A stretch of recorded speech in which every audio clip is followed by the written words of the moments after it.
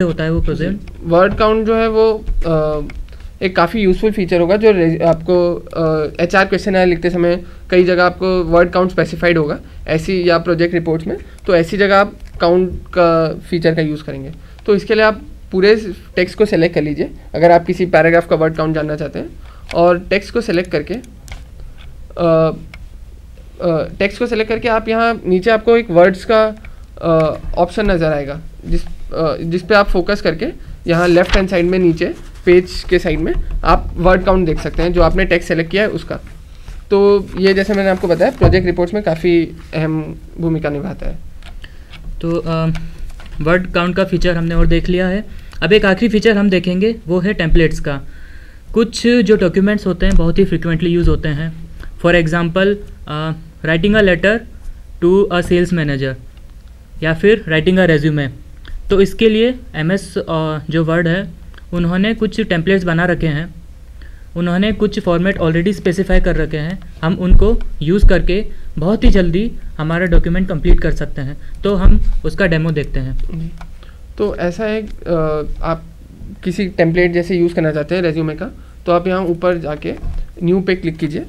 New के बाद आपके पास काफ़ी सारे टेम्पलेट्स जो बने हुए हैं उनके ऑप्शंस लिस्टेड डाउन आएंगे। तो मान लीजिए कि आपको अपना रेज्यूमे बनाना है जल्दी से, तो आप इसके रेज्यूमेज एंड CVs पर क्लिक कीजिए। बेसिक रेज्यूमेज पर आप क्लिक कर सकते हैं। और क्योंकि हम एक एजुकेशनल पर्सपेक्टिव से देख रहे हैं, तो मैं आपको आप जनरली सब फ्रेशर्स हैं, तो मैं आपको एक सामने उदाहरण उसी का पेश कर देता हूँ जो आपके CV बनाने में काम आएगा। आप functional resume with educational emphasis पर क्लिक कर सकते हैं, क्योंकि इसमें वर्क एक्सपीरियंस का ज़्यादा फोकस नहीं होगा। इसको आप यहीं से डाउनलोड करके ये आपका पूरा टेम्पलेट खुल जाएगा जैसे आप देखेंगे। तो इसमें जो है वो स्ट्रक्चर पहले से पूरा प्रोवाइडेड होता है। आप बस यहाँ अपना नाम, आपके पास पूरी जगह होगी जहाँ आप अपना नाम एडिट कर सकते हैं, और बाकी एड्रेस और जो भी आपके डिटेल्स हैं आप इसी में एडिट कर सकते हैं। आपको स्ट्रक्चरिंग और लेआउट को ध्यान देने की ज़रूरत नहीं है। एक बार आप पूरा इसी में एडिट करके आप देखेंगे तो आपको पूरा CV तैयार सा नज़र आएगा बिना ज़्यादा फॉर्मेटिंग की मेहनत किए। तो दोस्तों, ये हमने MS वर्ड के कुछ इम्पॉर्टेंट यूजेस, बहुत ही बेसिक हैं। इसके यूजेस बहुत एडवांस भी हो सकते हैं, पर हमारे पास आज इतना टाइम नहीं है। हमने बहुत बेसिक फीचर्स जो हमारे काम आएंगे नियर फ्यूचर में, वो हमने देखे हैं। अगला हमारा जो मॉड्यूल है वो है HR क्वेश्चंस पर। दोस्तों, कंपनीज़ के सेलेक्ट करने का, एप्लीकेशन भरवाने का अपना अपना तरीका होता है। कुछ कंपनीज़ ईमेल के थ्रू एप्लीकेशन मांगती हैं, कुछ कंपनीज़ ऑनलाइन फॉर्म्स के थ्रू एप्लीकेशन मांगती है, कुछ कंपनीज़ ऑनलाइन फॉर्म्स डाउनलोड करवाती हैं जिसको आप MS वर्ड में फिल करके वापस ईमेल के थ्रू या ऑनलाइन सबमिट कर सकते हैं। बहुत सारी कंपनीज़ का एक बहुत ही कॉमन कंपोनेंट होता है जिसको हम कहते हैं HR क्वेश्चंस। HR क्वेश्चंस का पर्पस होता है आदमी के बारे में, जो कैंडिडेट है उसके बारे में ओवरव्यू प्राप्त करना। इससे कंपनी कैंडिडेट की पर्सनालिटी, कैंडिडेट के नेचर को, कैंडिडेट के इंटरेस्ट को, उसके लाइफ के क्या गोल हैं, इन बातों को परखने की कोशिश करती है। और वो ये मैप करना चाहती है कि कैंडिडेट का जो नेचर है वो उनकी कंपनी का जो वर्क एनवायरनमेंट है उससे मैच खा सकता है या नहीं। तो इसी का हम ओवरव्यू लेना शुरू करते हैं। हाँ, तो ये कुछ कॉमन हमारे सामने HR क्वेश्चंस हैं जो कंपनी जनरली पूछती हैं। एक होगा about myself, strengths and weaknesses, short term long term goals, why should we hire you. हम एक एक करके इन सब पे फोकस डालेंगे। तो सबसे पहले हम कुछ कॉमन थीम्स होती है जो सारे HR क्वेश्चंस के थ्रू रन करती हैं, उस पर फोकस करते हैं। एक सबसे इम्पॉर्टेंट बात होती है, आप इसमें सच बोलें। सच बोलना बहुत ज़रूरी है। क्यों? क्योंकि जो आप अभी यहाँ पे एप्लीकेशन में लिखेंगे, अगर आपको शॉर्टलिस्ट आ जाती है और अगर आप इंटरव्यू देने जाते हैं तो ये जो फॉर्म आपने भरा है ये इंटरव्यूअर के सामने होता है और इंटरव्यूअर इसमें से आपको क्वेश्चन पूछता है। तो अगर आपने सच नहीं बताया है तो इस पे उसने थोड़ा सा घुमा के अगर क्वेश्चन पूछा तो आप अटक जाएंगे और आपको पकड़ लिया जाएगा वहाँ पे। तो आपका सिलेक्शन ऐसे मुश्किल हो सकता है, इसलिए सच बोलना बहुत ज़रूरी होता है। इसी के साथ एक और बहुत अहम जो चीज़ का आपको ध्यान रखना होगा वो है कंसिस्टेंसी। कंसिस्टेंसी की बात तब आती है जब आपने कुछ पॉइंट मेंशन किया है अपने कुछ क्वेश्चंस में और आप उसी का एक कॉन्ट्रडिक्टरी पॉइंट दूसरे क्वेश्चन में लिख देते हैं, तो ये काफ़ी एक ख़राब इंप्रेशन देता है, क्योंकि ये साफ दर्शाता है कि आपने तैयारी या तो नहीं करी है या आप कहीं किसी चीज़ को छुपा रहे हैं। तो ये एक बहुत अहम चीज़ है कि आप जो पहले क्वेश्चन में लिखें उसी को फॉलो अप करके आप आगे बिल्डअप करें आगे के क्वेश्चन में। मतलब कि सारे जो क्वेश्चंस हम आंसर कर रहे हैं वो एक दूसरे से रिलेटेड होने चाहिए, उनके पीछे कोई एक थीम हो या कोई एक लिंकेज हो। और तीसरी बहुत इंपॉर्टेंट बात है वो है स्पेसिफिसिटी। जनरली हमने कैंडिडेट्स को देखा है और हम भी पहले किया करते थे कि हम इंटरनेट में सर्च करते हैं, जो हमने HR क्वेश्चंस में मेंशन किए थे उनको सर्च करते हैं, उनके आंसर हम देखते हैं और थोड़ा बहुत मॉडिफाई करके हम मेंशन कर देते हैं, पर ये बहुत गलत बात है। आपको ये बात ध्यान रखनी चाहिए कि जो इन क्वेश्चंस को पढ़ेगा, जो इंटरव्यू ले रहा है, उसने हज़ारों लोगों के इंटरव्यू लिए हुए हैं और उसको पता है कि कैंडिडेट्स क्या क्या आंसर देते हैं और क्या क्या जनरल आंसर होते हैं। तो हमें हमारे जो HR क्वेश्चंस के आंसर्स होते हैं उनको स्पेसिफिक बनाना होता है, हमें उसको अपने अकॉर्डिंग पर्सनलाइज करना होता है, और दूसरा हमें एग्जांपल देकर उसको ऑथेंटिकेट करना होता है। ऐसा नहीं होना चाहिए कि हमने हवा में एक बात कह दी कि मेरी कम्युनिकेशन स्किल्स बहुत अच्छी हैं, पर उसको एग्जांपल के थ्रू जस्टिफाई नहीं किया। तो ये 3 बहुत ही बेसिक बातें थी जो सारे HR क्वेश्चंस के थ्रू रन करती हैं।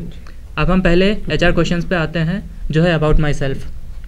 तो अबाउट माई सेल्फ जो है हमारा पहला क्वेश्चन है जिसे हम देखेंगे। तो इसके बारे में एक ये बहुत ज़रूरी बात है, कंपनी ये जानना चाहिए कि आप अपने बारे में बताएं। आपने कुछ रेज्यूमे में अपने पॉइंट्स लिखे होंगे, बट अगर क्योंकि ज़रूरी नहीं है कंपनी पहले रेज्यूमे मांगे, तो इसमें आप अपने बारे में पूरा एक ओवरव्यू दे दें।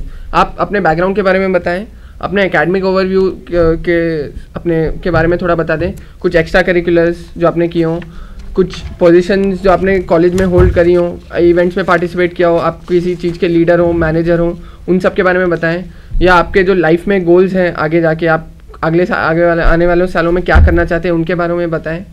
आप अपने जॉब एक्सपीरियंसेस के बारे में कुछ शेयर कर सकते हैं जो उस पर्टिकुलर एप्लीकेशन के रेलिवेंट हो, और इसकी के एंड में आप अपनी हॉबीज़ और इंटरेस्ट के बारे में कुछ 1-2 लाइनें लिख सकते हैं। तो इसमें हमने कुछ बेसिक थीम्स लिखी हैं जो अबाउट माई सेल्फ में कवर हो सकती हैं। इसका मतलब ये नहीं है कि यही थीम्स कवर होनी चाहिए, इसका मतलब ये भी नहीं है कि ये सारी थीम्स कवर होनी चाहिए, और इसका मतलब ये भी नहीं है कि इसी ऑर्डर में कवर होनी चाहिए। ये आपका अबाउट माई सेल्फ है, इसको आपको खुद को डिज़ाइन करना है। आप एक बार बैठ के शांति से सोचें कि आपने लाइफ में क्या क्या किया है, आप क्या क्या जानते हैं, आप क्या क्या करना चाहते हैं, ठीक है। तो इसके अकॉर्डिंग आप एक स्टोरी बनाएं, और जो आप इंडिविजुअल कंपोनेंट्स लिखेंगे अबाउट माई सेल्फ में, वो एक दूसरे से मैच खाने चाहिए, वो एक कंटिन्यूस फ्लो बनना चाहिए उसका। इसमें एक मेरे हिसाब से अहम बात ये होगी, आप जो पॉइंट्स लिख रहे हैं आपको उन पर बात करने में कोई तकलीफ नहीं होनी चाहिए। मतलब मान लीजिए मैंने अपने HR क्वेश्चन में लिखा था कि मुझे फुटबॉल में काफ़ी इंटरेस्ट है, तो मेरे काफ़ी सारे इंटरव्यूज़ में काफ़ी क्वेश्चन आए फुटबॉल रिलेटेड, और मुझे उन पर बात करने में कभी कोई दिक्कत नहीं आई, क्योंकि मुझे उसके बारे में काफ़ी इन डेप्थ नॉलेज है। तो ऐसी चीज़ें ही लिखना कंफर्टेबल रहेगा जो आप जिस पे आराम से बोल सके। कई बार ये होगा इंटरव्यूअर आपको बीच में ही रोक के किसी एक पॉइंट पे ज़्यादा फोकस करने लगेगा, इस वजह से हमने ये आपको कह रहे हैं कि जो आप अपने कंफर्ट जोन में ही रहिए, ये सारी चीज़ें कवर करने की कोई ज़रूरत नहीं है। तो ये क्वेश्चन था अबाउट माई सेल्फ का। अब हम अगले क्वेश्चन पे आते हैं, वो होता है स्ट्रेंथ्स एंड वीकनेसेस। इसका पर्पस होता है कंपनी जो कैंडिडेट है उससे ये सुनना चाहती है कि उसके अकॉर्डिंग उसकी क्या अच्छाइयाँ हैं, क्या स्ट्रेंथ्स हैं, और उसमें क्या खामियाँ हैं, क्या वीकनेसेस हैं।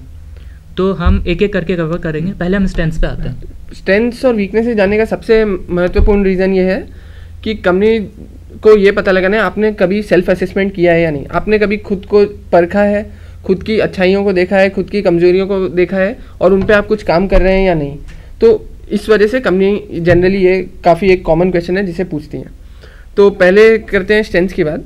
स्ट्रेंथ्स आप जनरली 3-4 स्ट्रेंथ्स जो लिखना है वो सही रहता है, और कुछ स्ट्रेंथ्स ऐसी होनी चाहिए जो काफ़ी जॉब रेलेवेंट हो। मान लीजिए मैंने फाइनेंस के कुछ इंटरव्यूज़ दिए थे, तो उसमें मैंने मेंशन किया था कि क्योंकि मुझे फाइनेंस में इंटरेस्ट है, मेरी स्ट्रेंथ्स हैं, मैं काफ़ी काम और कंपोज रहता हूँ, और काफ़ी क्विक डिसीजन मेकिंग एबिलिटी है, और एनालिटिकल स्किल्स अच्छी हैं। तो ये सारी स्किल्स जो हैं वो मुझे एक फाइनेंस एनवायरनमेंट में काफ़ी काम आएंगी। इस वजह से ऐसी रेलिवेंट स्किल्स मेंशन करना काफ़ी ज़रूरी होता है। इसमें एक बात मैं अपनी तरफ से भी ऐड करना चाहूँगा, वो ये है कि आपने कोई स्ट्रेंथ बताई, जी जैसे कि आपने बताई कि कम्युनिकेशन स्किल्स जी। अच्छी है, या आपने बताया कि आप इंग्लिश बहुत फ्लुएंटली बोलते जी। हैं, या आपने कुछ भी बताया, जी। इसको आप एक एग्जांपल से ऑथेंटिकेट करें। जी बिल्कुल। मैं अपना एक एग्जांपल देता हूँ। मैं पहले एग्जांपल दूंगा, फिर उससे इस बात पर आऊँगा कि मेरी क्या स्ट्रेंथ उससे उभर कर आती है। जी अंडर ग्रेजुएट में कोई एक कोर्स था जो हमारे एक प्रोफेसर ने पढ़ाया था। उन्होंने एक क्लास में एक कॉन्सेप्ट बताया था, ठीक है। तो वो कॉन्सेप्ट हमें इनिशियली तो सब सही लगा, किंतु एग्ज़ाम में उन्होंने वही कॉन्सेप्ट पर एक क्वेश्चन पूछा। जब मैं उस क्वेश्चन को आंसर कर रहा था, मुझे लगा कि प्रोफेसर ने क्वेश्चन कुछ जो कंसेप्ट बताया था वो थोड़ा गड़बड़ था। अब मेरे पास दो ऑप्शन थे, या तो मैं सर के बताए हुए कंसेप्ट पे आंसर कर दूं, या मैं अपने को जो मुझे सही लग रहा है मैं उसके अकॉर्डिंग आंसर करूं। फाइनली मैंने अपने अकॉर्डिंग आंसर किया। इसके बाद क्लास में मुझे सबके सामने इंक्लूडिंग प्रोफेसर ये प्रूव करना पड़ा था कि मैं सही हूँ। तो इससे मेरी एक जो अच्छाई उभर कर आती है वो है परसिस्टेंस। अगर कोई मुझे चीज़ अच्छी लगती है, कोई मुझे चीज़ सही लगती है, तो मैं उससे उस पॉइंट ऑफ व्यू को परसिस्ट करता हूँ। तो ये एक मतलब एग्जांपल बताया मैंने, फिर उससे मैंने प्रूव किया कि मेरे अंदर परसिस्टेंस है। तो ऐसे ही आप कुछ भी, जैसे भी हमने पहले भी कहा था, आप कोई भी पॉइंट पर एम्फेसाइज करें तो एग्जांपल देना बहुत ज़रूरी हो जाता है, और इससे ये भी सामने नज़र आता है कि आप जो कह रहे हैं वो आप एक्सपीरियंस कर चुके हैं और वो सही है। एक ऑथेंटिसिटी मिल जाती है एक इंटरव्यूअर को उस चीज़ के बारे में। अगला पॉइंट पे हम आएंगे, वो है वीकनेसेस। तो वीकनेसेस का हमने आपको कारण बताया इंटरव्यूअर के जानने का, कि आप सेल्फ असेसमेंट कर रहे हैं या नहीं, अपनी वीकनेसेस पर काम कर रहे हैं या नहीं। तो वीकनेसेस बताते समय एक बहुत ज़रूरी बात आपको ये ध्यान में रखनी होगी कि आप जॉब रेलिवेंट वीकनेसेस ना बताएं। मान लीजिए आप किसी सेल्स रोल के लिए अप्लाई कर रहे हैं और आपने कहा कि आपकी कम्युनिकेशन स्किल अच्छी नहीं है, आपको लोगों से बात करना पसंद नहीं है, तो ये एक ऐसी सामने आपके वीकनेस आ जाएगी जो उस पर्टिकुलर जॉब रोल के लिए सही नहीं रहेगी। ये एक टेक जॉब के लिए वीकनेस हो सकती है क्योंकि एक काफ़ी बैक एंड जॉब होती है, बट सेल्स रोल के लिए ऐसी वीकनेस सामने लाना सही नहीं रहेगा। तो आप ऐसी वीकनेसेस बताना अवॉइड करें।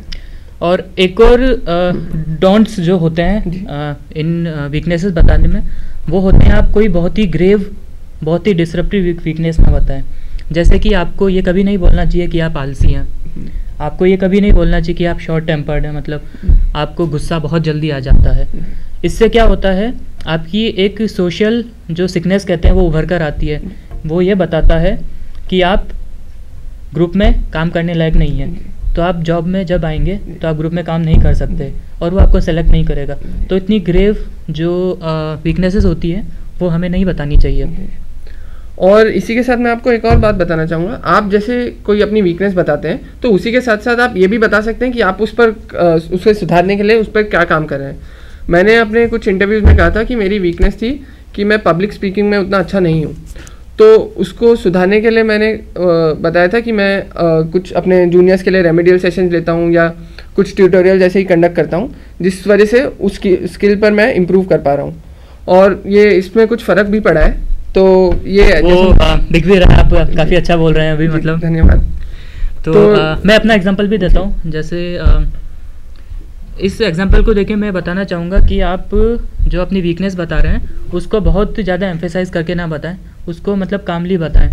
जैसे कि मेरा एक वीकनेस है कि इंग्लिश मैं अच्छे से नहीं बोल पाता हूँ, ठीक है। तो एक तो तरीका मैं बोल दूँ कि मुझे इंग्लिश बोलनी नहीं आती है, लेकिन इससे ऐसा लगता है कि आप बिल्कुल ही नहीं बोल सकते हैं। इसी बात को आपको बोलना है तो आप एक थोड़ा शांति से कामली बोलें। आपको ये बोलना चाहिए जैसे कि मैंने बोला था कि बचपन से मैं छोटे शहर में पढ़ा हूँ, जो हमारा वातावरण था वहाँ पे अंग्रेज़ी नहीं बोली जाती थी ज़्यादा, और इसी वजह से मेरी इंग्लिश स्पीकिंग स्किल इतनी अच्छी नहीं है। मेरी कम्युनिकेशन स्किल बहुत अच्छी है किंतु वो हिंदी में है। मेरी इंग्लिश रिटन एबिलिटी अच्छी है बट मेरी इंग्लिश स्पीकिंग अच्छी नहीं है। तो इसको मैंने एक थोड़ा कामली माइल्डली अपनी वीकनेस को उभार के लाया। प्लस इस पर मैंने ये भी बताया कि मैं अभी इसको सुधारने के लिए क्या कर रहा हूँ। मैं अंग्रेज़ी न्यूज़पेपर्स पढ़ता हूँ और उसके बाद कांच जो मिरर होता है उसके सामने जाके प्रैक्टिस करता हूँ ताकि मैं फ्लुएंटली इंग्लिश बोल सकूँ। तो अगला हमारा जो क्वेश्चन जिस पर हम आएंगे वो है शॉर्ट टर्म और लॉन्ग टर्म गोल्स। तो क्या विचार है आपके इस बारे में? कंपनीज़ का मेन जो पर्पज़ होता है ये पूछने का, वो ये देखना चाहती है कि आप लॉन्ग रन में क्या करना चाहते हैं। लॉन्ग रन मतलब कि 5 से 10 साल तक ये डिपेंड करता है कैंडिडेट पे भी और कंपनी पे भी। और शॉर्ट टर्म मतलब कि 1-2 कई बार 3-4 ईयर्स को भी हम शॉर्ट टर्म कह देते हैं। तो इससे कंपनी ये देखना चाहती है कि आप लॉन्ग रन में आपका उद्देश्य क्या है, आप उस कंपनी के साथ कितने टाइम तक रहना चाहेंगे, उस कंपनी के साथ आप किस टाइप का व्यवहार करेंगे, ये सब वो देखना चाहती है।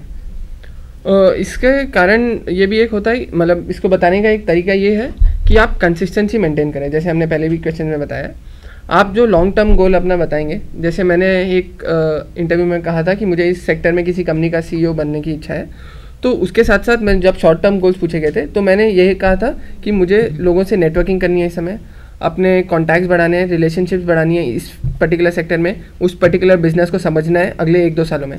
तो वो एक जो है पाथ हो जाएगा मेरे लॉन्ग टर्म गोल के लिए। तो शॉर्ट टर्म गोल जो आप अपना बताते हैं वो बेसिकली आपका एक पाथ होता है कि वो आपको अपना फाइनल गोल 8-10 साल बाद जो है वो हासिल करने में कैसे हेल्प करेगा। तो बेसिकली इससे ये उभर के आता है कि आपका गोल है वो लॉन्ग टर्म गोल है जो आप मतलब लाइफ में करना चाहते हैं अल्टीमेटली, और जो शॉर्ट टर्म गोल है जी वो है एक पाथ, एक स्टेपिंग स्टोन जी जो आपको वो लॉन्ग टर्म गोल है उसको अचीव करने में आपकी मदद करेगा। जी। तो इसके बाद हम अगले हमारे क्वेश्चन पे आते हैं, वो है why should we hire you. दोस्तों ये बहुत ही टफ क्वेश्चन होता है, ये हर जगह पूछा जाता है। आप एजुकेशनल इंस्टीट्यूट में अगर अप्लाई कर रहे हैं, जैसे कि आपने MBA में अप्लाई किया, जैसे हम दोनों ने ही मतलब IIM अहमदाबाद के लिए, IIM बेंगलोर के लिए इनके अप्लाई किया था, वहाँ पे पूछा जाता है कि why you want to do MBA। Job में ये पूछा जाता है कि why should we hire you. अगर आप MS के लिए अप्लाई कर रहे हैं, PhD के लिए अप्लाई कर रहे हैं, तब भी आपका पर्पस पूछा जाता है why you are fit in that particular role.